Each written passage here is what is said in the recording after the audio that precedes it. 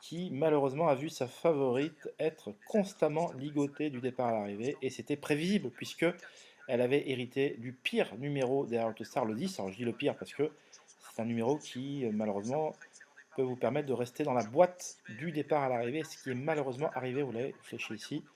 Elle est en 8e position, au long de la corde, derrière Jim Perrin, qui est parti correctement, mais pas suffisamment vite pour qu'elle puisse être plus près du groupe de tête.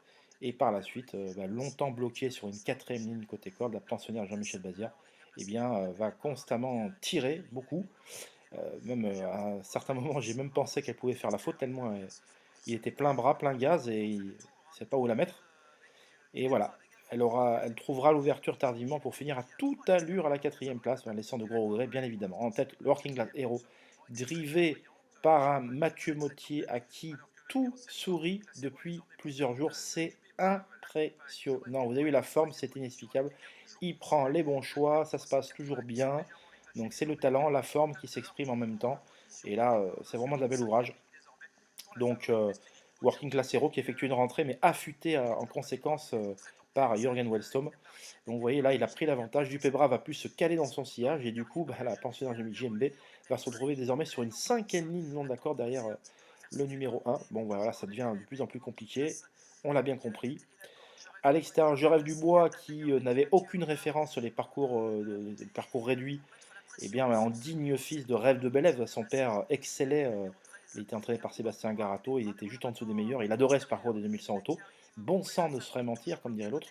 À l'extérieur, vous avez le protégé de Björn Goop qui se rapproche par les ailes, et on sent quand même que ça risque d'être un peu compliqué. Mais on voit ici que Dupé Brave, qui a fait un gros effort pour se rabattre dans le groupe de tête, va progressivement céder. Vous allez pouvoir voir ce numéro 15 qui va avoir l'opportunité de se rabattre dans le wagon à la deuxième épaisseur. En dedans, Jim Perrin attend son heure avec quelques ressources. JMB est toujours coincé le long de la corde, mais là, la sélection s'opère. Working Class Hero repart au nez et la barbe de ses adversaires. Là, ça y est, JMB va pouvoir trouver une ouverture providentielle dans la ligne d'arrivée, tardive, vous avez vu là. Et la jument va terminer tout à l'heure, mais Working Class Hero avait fait la différence depuis belle lurette. Côté corde, euh, donc la pensionnaire de Jean-Michel Baudouin, qui était confiant, je l'avais dit, qui va s'octroyer la deuxième place aux dépens de Je rêve du bois. Destiny Poggio qui laisse des gros regrets en concluant 4e devant Jim Perrin, qui a tout fait le long du rail et qui voilà, n'a pas pu faire mieux que 5e. Il n'a pas trop d'excuses à faire valoir, même s'il a eu lui également l'ouverture tardivement.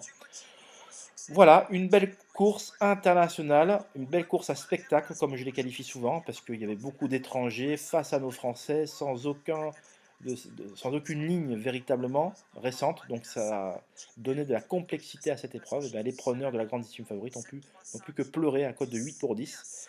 Mais une arrivée somme toute logique pour les 4 premiers rangs. Hein. Évidemment, tous ces chevaux-là faisaient partie des chevaux les plus en vue. Voilà, n'hésitez pas à venir me rendre visite sur mon site www.caparros.fr pour avoir davantage d'informations d'avant-course, des interviews, des analyses pointues, des vidéos, bref, tout ce qu'il faut pour passer à la caisse avec un temps de très beaux coups. Donc profitez-en vraiment, rendez visite sur mon site, je vous souhaite une excellente journée, on se dit à très vite, bye bye.